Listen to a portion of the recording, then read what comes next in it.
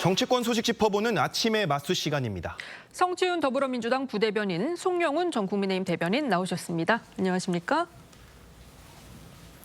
지방선거가 90일 앞으로 다가오면서 최대 승부처인 서울시장 선거 대진표가 조금씩 윤곽을 드러내고 있습니다.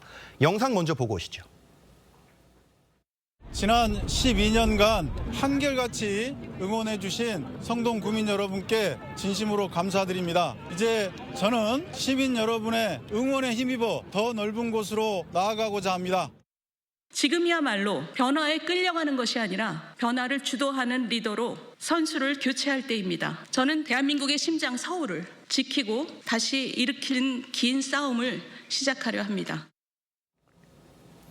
민주당에서는 정원호 성동구청장이 퇴임을 하고 본격적인 서울시장 경선 레이스에 합류할 예정입니다.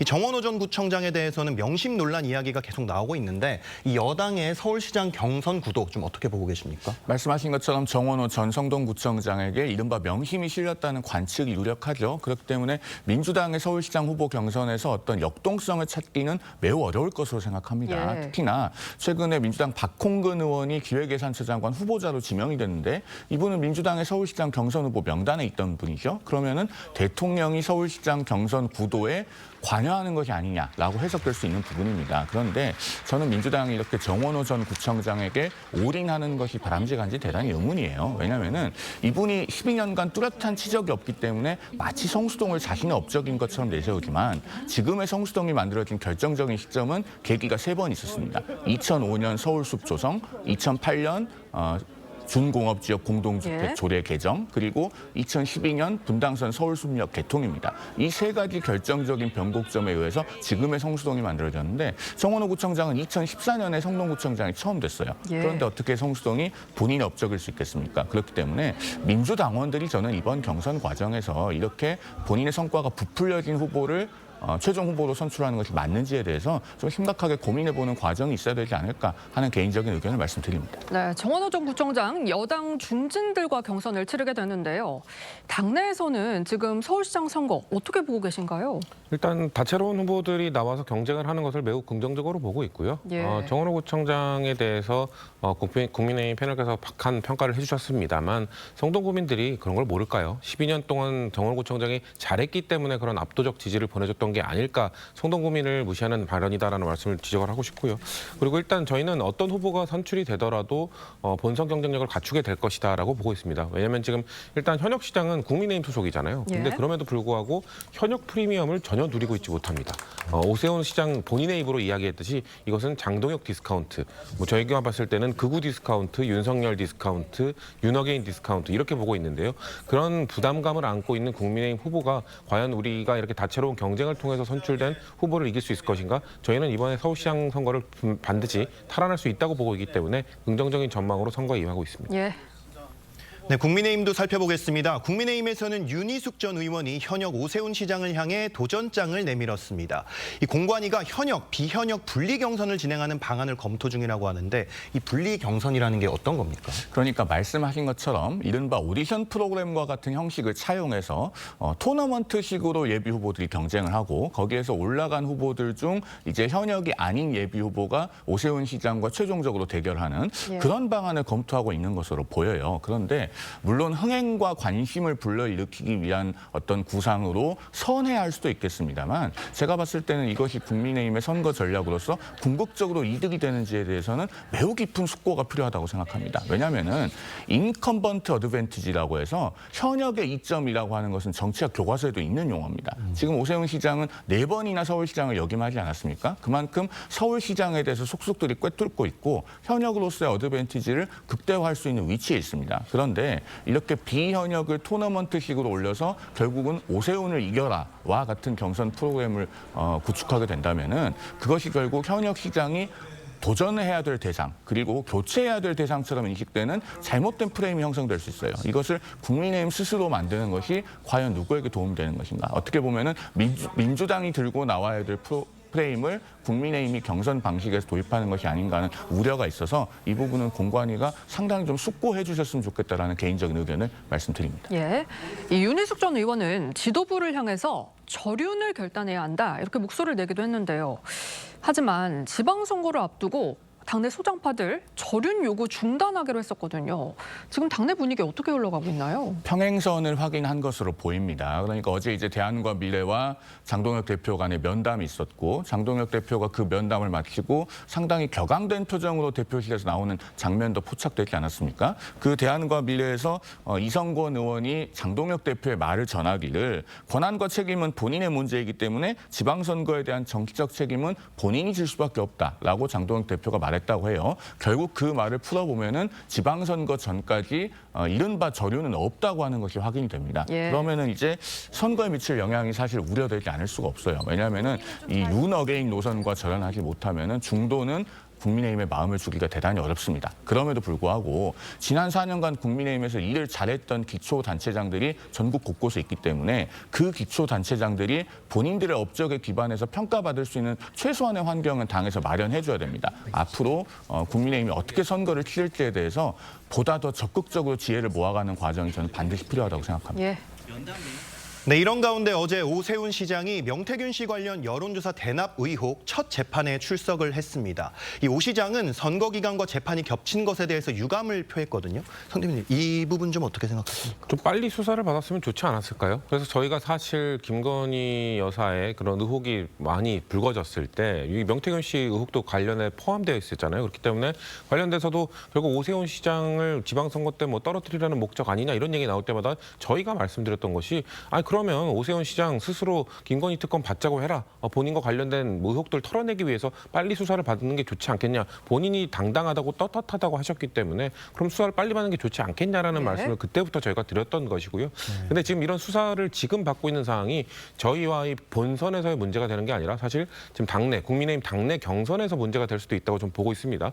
왜냐하면 아까 제가 살짝 언급했던 것처럼 오세훈 시장은 지금 그 장도혁 지도부에 대해서 비판을 하고 있죠. 네. 아까 다른 패널도 말씀하신 것처럼 저륜과 관련된 메시지를 오세훈 시장도 계속 내고 있었던 상황이기 때문에 근데 그런 상황에서 정치자금법 관련 혐의가 기소를 받은 후보자는 사실 공천을 못 받도록 되어 있고 특별히 뭔가 당내에서 논의를 해서 통과를 시켜야 되는 부분이기 때문에 오세훈 시장에게 어떻게 보면 입틀막을 하는 효과가 되고 있는 겁니다. 계속해서 당 지도부를 비판하거나 뭐 이정현 공관위원장의 뭐 신비를 건드리게 될 경우 그 오세훈 후보를 정말 컷오프 시킬 수도 있는 그런 상황이 지금 수사와 관련돼서 이어지고 있는 것이기 때문에 저희가 생각한 것과 다르게 지금 어떻게 보면은 국민의힘 내부 이 경선 아니면 내부 이런 당권파의 목소리에 힘을 실어주는 명분으로 작용하고 있는 것이 아닌가 저희는 그렇게 봅니다. 그런데 제가 이런 짧게 하나만 좀 네. 말씀을 드리면은 오세훈 시장이 지금 명태균 씨 문제로 기소가 되어 있긴 합니다만 그 수사 기간도 민주당이 정한 것이고 기소 시점은 특검이 정한 것이고 오세훈 시장은 자발적으로 명태균 씨와의 대질 조사도 요구했었습니다. 그리고 김건희 씨도 명태균 여론조사 문제와 관련해서는 무죄를 선고받았잖아요. 밀심이긴 합니다만 그런 점에서 지금 오세훈 시장이 뭔가 본인 스스로 빨리 수사를 받지 않아서 이런 문제가 초래된 것이다라고 말씀하시는 것은 팩트에도 맞지 않고 현실에도 부합하지 않는다라는 점을 좀 짚고 넘어갔습니다. 제가 오세훈 시장이 빨리 받지 않았다는 게 아니라 국민의힘 지도부가 그걸 안 받은 거죠. 오세훈 시장은 특검을 받을 수 있는 권한이 없었죠. 특검을 받고자 하는 권한은 당시 국민의힘 지도부에 있었던 것이기 때문에 오세훈 시장의 탓이라기보다는 저는 국민의힘 지도부의 전략적 판단이 미스가 있었다고 봅니다. 네, 이런 가운데 민주당은 어제 인천시장 후보로 박찬대 의원 단수 공천을 확정했는데요. 영상 먼저 보시고 이야기 이어가겠습니다. 인천광역시당 더불어민주당 단수 후보 박찬대 후보 입장해 주세요. 한번 알아볼까? 인천에서부터 승리의 바람을 일으켜서 수도권, 나아가 전국에서 승리를 견인하라는 준엄한 명령이라고 생각합니다. 자, 이렇게 친명 핵심 인사 박찬대 의원이 단수 공천되면서 수도권에서 이른바 명픽 주자들이 부각되고 있다 이런 해석이 나오는데 지금 명픽 논란이 이어지는 상황 어떻게 보시나요? 전 이게 왜 명픽 논란인지 모르겠습니다. 지금 집권 초기고 대통령의 지지율이 잘 나오고 있잖아요. 대통령의 국정 지지율이 만약에 뭐 밑바닥을 치고 있다, 잘 안 나온다. 그럼 명픽 후보들이 나올 수 있는 분위기가 됐을까요? 대통령이 잘 하고 있기 때문에 뭔가 이른바 대통령과 뭐 결을 같이 하고 오랫동안 함께했던 분들이 어떻게 보면 그 권역단체장 후보로서 두각을 드러내는 거 있는 거라고 보고 있고요. 또 박찬대 의원뿐만 아니라 사실 처음에는 이 김교웅 의원도 도전을 하려고 했었으나 아무래도 박찬대 의원의 그 지지도나 이런 것들이 후보들이 좀 앞서가고 있기 때문에 그런 그 양보, 뭔가 본인이 드랍을 하면서 그 단수 공천으로 이어진 것이기 때문에 이것이 뭔가 대통령이 픽한 사람들만 지금 쏙쏙 단수 공천되고 있다라고 보기보다는 예. 뭔가 그래도 지금 대통령 국정 지지율이 좋은 상황 속에서 어떻게 보면 다 자연스러운 현상이라고 저는 말씀드리고 싶습니다. 네, 국민의힘에서는 유정복 현 시장의 3선 도전이 유력한 상황이고 어제 출판 기념회도 열었습니다. 이 수도권의 요충지라고 할 수 있는 인천 지역의 민심 좀 어떻게 보고 계십니까? 일단 현역 단체장이 재도전하는 곳에서는 결국은 유권자들께서 최종 투표를 하실 때는 그 단체장이 얼마나 그동안 일을 잘했는가, 그러니까 인물과 성과를 보고 아무래도 투표를 하게 됩니다. 그런 점에서 지금 국민의힘의 여론이 상당히 힘든 상황인 것이 맞습니다만, 그럼에도 불구하고 유정복 시장이 본인이 그동안에 쌓은 업적을 통해서 유권자들에게 소구할 기회는 충분히 열려 있다고 생각합니다. 더더군다나 민주당이 지금 박찬대 의원을 단수 공천하면서 사실상 컨벤션 효과는 사라진 것 아니겠습니까? 그러면은 앞으로 인천시장 선거도 상당히 많은 그 변수가 있다라는 생각이 들고, 한 가지만 덧붙여 보면은 인천에서 이제 보궐선거가 적어도 2곳 있을 것으로 보입니다. 예. 인천 연수갑과 계양을이 있을 것 같은데 이 국회의원 보궐선거들이 사실은 인천시장 선거에 미칠 영향이 꽤 커 보여요. 그러면 국민의힘이 빨리 중량감 있는 후보를 이 보궐선거에 투입할 방안을 찾아야 된다. 그래야 유정복 시장도 좀 날개를 달고 선거를 치를 수 있지 않겠는가 하는 의견을 말씀드립니다. 네. 네, 다음 소식 짚어보겠습니다. 대구 경북과 대전 충남 행정통합을 두고 여야의 입장차가 좀처럼 좁혀지지 않고 있습니다. 이 서로를 탓하는 공방도 이어지고 있는데 양측 입장 듣고 오시겠습니다. 대한민국 미래 걸린 행정통합에는 갈피를 못 잡고 회방만 놓고 있습니다. 지역 차별입니까? 균형 감각 상실입니까? 아니면 청개구리 심보입니까?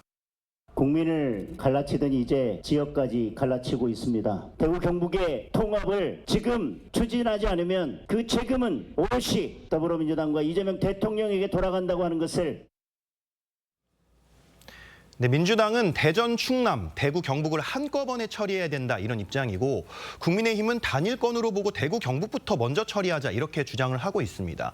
양측의 입장이 왜 이렇게 다른 거죠? 저는 정청래 대표가 오히려 모순적인 이야기를 하고 있다는 생각이 드는데요. 지역 차별이냐, 뭐 청개구리 심보냐 이렇게 물으셨던데, 아니 그러면은 광주 전남 통합 특별법은 먼저 처리를 하고 대구 경북은 이제 통합을 하기로 중론이 모아진 상태이고 행안위까지 법안 통과를 했는데 왜 굳이 법사위에서 붙잡고 있으면서 대구 경북 통합은 하지 않겠다고 하는 것인지 저는 이해하기가 어렵습니다. 더더군다나 이 광역 통합이라고 하는 것은 우리 국민들의 관념 속에서 40년 이상 있었던 경계를 허물고 하나로 합치는 거예요. 그리고 이걸 대구 경북, 광주 전남, 대전 충남 원래 동시다발적으로 진행하려고 했던 것 아닙니까? 그렇다면은 단일 법안을 만들어서 전국의 공통적인 특례를 적용하려고 했어야 옳습니다. 그런데 특정 지역만 먼저 법안을 처리해놓고 오히려 청개구리식이냐라고 묻는 것은 앞뒤가 맞지 않는 것이고, 무엇보다도 그동안에 민주당이 집권할 때마다 주장해온 것이 지역 균형 발전이잖아요. 예. 그런데 한쪽 지역만 먼저 통합하고 예산을 몰아주겠다라고 하는 것은 이 균형이라는 말과도 맞지 않는다. 아주 중요한 자기 모순을 보이고 있다라고 평가합니다. 이 대전, 충남은 주민 반대가 크고 대구, 경북은 주민 의사가 모였다는 게 야당의 주장인데요. 민주당이 지금 두 지역을 함께 처리하려는 이유가 뭔가요? 일단 무엇보다 이 두 지역, 그러니까 대전, 충남과 대구, 경북의 통합을 가장 먼저 추진했던 사람들은 국민의힘입니다.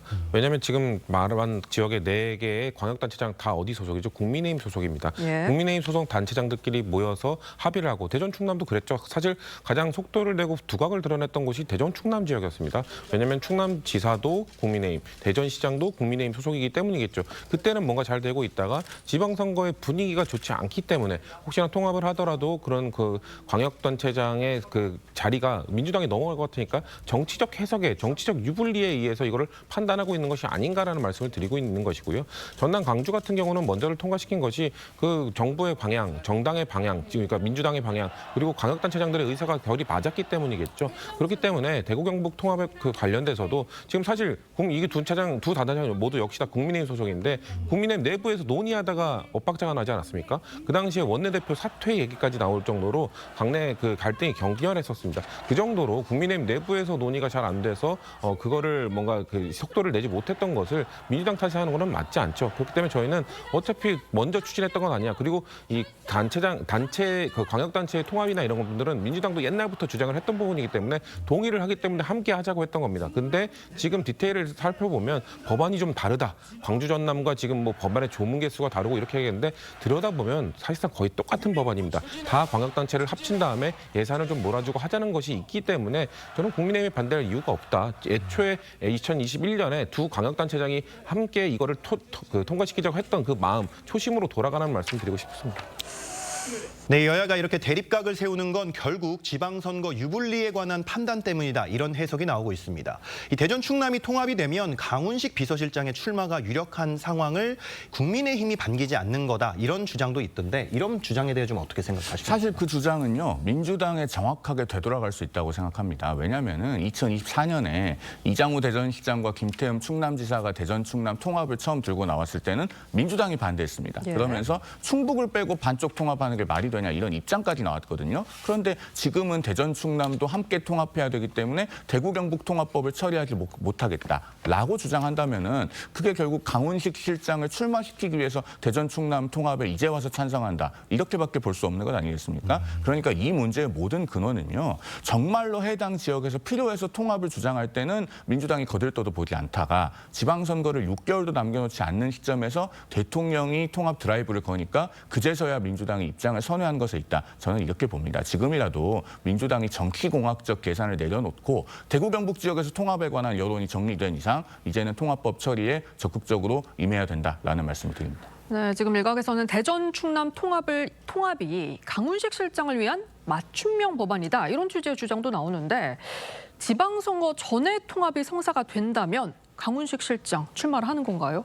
뭐 출마 후보군 중에 한 명이 되겠죠. 왜냐하면 이 통합 이야기가 나오기 전부터 강훈식 실장은 사실 충남지사 후보군에 있었던 분이기 때문에 뭐 충분히 통합되더라도 나올 수 있는 가능성이 있다고 보고 있습니다만 저희 당에는 지금 다양한 후보군들이 있습니다. 대전에서도 충남에서도 출마를 준비하던 분들이 지금 이미 출사표를 던지고 뛰고 있는 분들이 계시기 때문에 네. 이것이 만약 통합이 된다 하더라도 뭐 강훈식 실장을 위한 통합이다라고 보기보다는 민주당이 전체적인 이런 그 지방자치의 발전 측면에 있어서 이 통합을 하자고 하는 것이고 그리고 후보군 역시 다양하게 준비되어 있다. 물론 강훈식 실장이 인지도나 이런 측면에서 앞설 수는 있습니다만 공정한 경쟁을 거칠 것이다라는 말씀드리겠습니다. 예.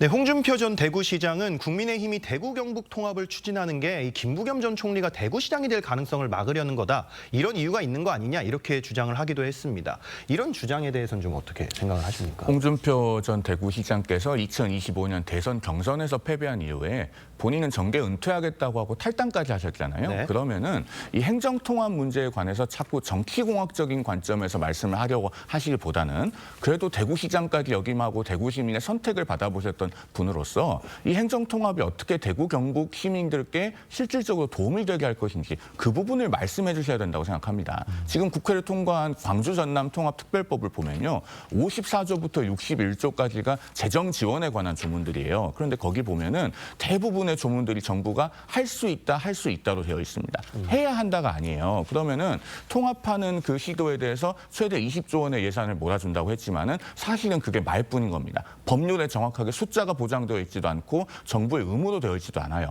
홍준표 전 시장께서 이런 부분을 지적하셨더라면 그래도 대구 시민들께서 대구시장 자리를 1년 가까이 비워놨는데 최소한의 미안한 마음을 가지고 있구나라고 생각하셨을 것이라는 아쉬운 생각이 듭니다. 네, 두 분 말씀은 여기까지 듣겠습니다. 감사합니다. 감사합니다.